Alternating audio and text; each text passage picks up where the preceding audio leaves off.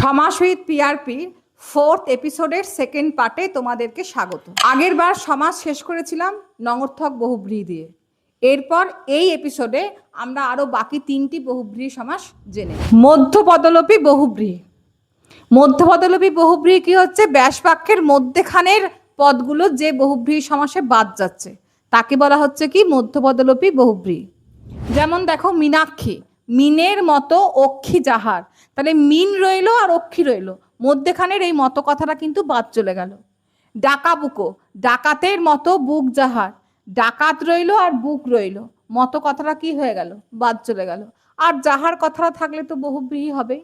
তাহলে এটাই হচ্ছে কি মধ্যপদলোপী বহুব্রীহি। সহার্থক বহুব্রীহি, এটা চেনার সহজ উপায় কি না, যে বহুব্রীহি সমাস করার সময় এই শহীদ কথাটা মধ্যেখানে থাকবেই আর বর্তমান কথাটা লাস্টে থাকবেই, একদম 99.9% থাকবেই, তখনই হবে সহার্থক বহুব্রীহি।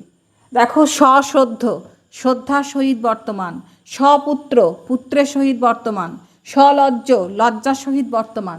আর একটা ট্রিক্স মনে রাখবে, এই সহার্থক বহুব্রীহির বেশিরভাগ শুরু হয় দন্তস্ব দিয়ে। দেখো বেশিরভাগ শুরু হয়েছে দন্তস্ব দিয়ে, তখন বুঝবে এটা সহার্থক বহুব্রীহি হবে। বহুব্রীহি সমাসের শেষ ভাগটা হলো সংখ্যাপূর্বক বহুব্রীহি।